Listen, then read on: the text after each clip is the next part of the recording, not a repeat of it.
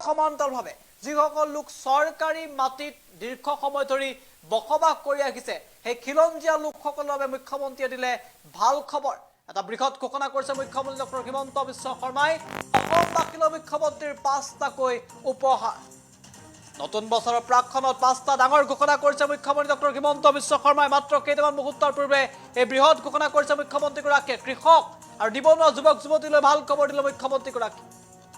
জানুৱাৰী মাহত চৰকাৰে প্ৰকাশ কৰিব 30,000 চাকৰিৰ বিজ্ঞাপন। ডাঙৰ খবৰ এই মুহূৰ্তত। আন এক বৃহৎ ঘোষণা কৰিছে বৃদ্ধি হ'ব অৰুণোদয় আঁচনিৰ ধন। হাজাৰ হাজাৰ মহিলাই নতুনকৈ লাভ কৰিব অৰুণোদয় আঁচনিৰ ধন।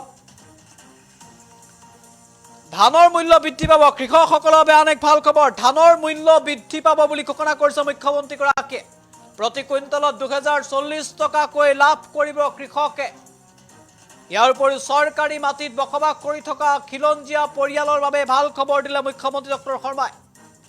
একচনীয়া মাটিত থকা খিলঞ্জীয়া পৰিয়ালক সহায় কৰিব অসম চৰকাৰে।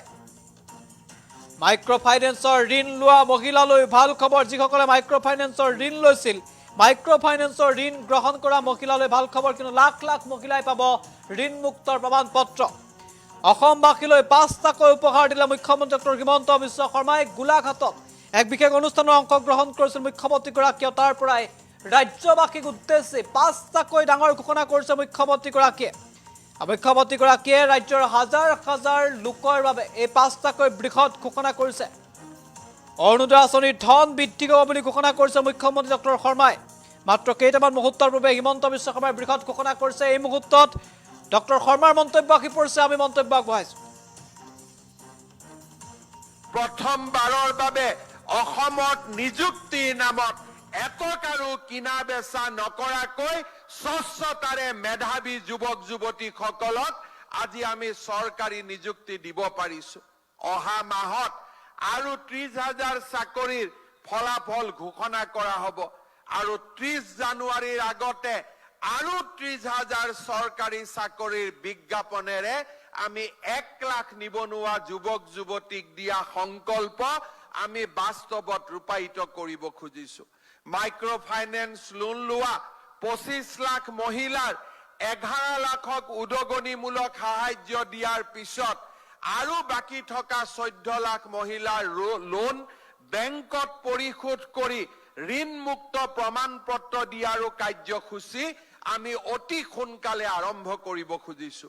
শ্ৰদ্ধাৰ ৰাইজ, অৰুণোদয় আঁচনিয়ে অসমৰ দৰিদ্ৰ জনগণৰ জীৱনলৈ এক আশাৰ বন্তি কঢ়িয়াই আনিছে।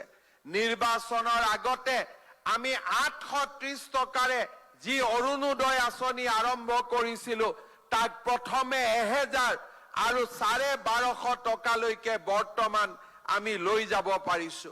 অনাগত দিনসমূহত অৰুণোদয় আঁচনিক আৰু অধিক শক্তিশালী প্ৰতি মাহত যাতে আৰু বেছি টকা অসমৰ আই মাতৃসকলে পাব পাৰে তাৰ বাবে আমি প্ৰচেষ্টা হাতত লৈছো।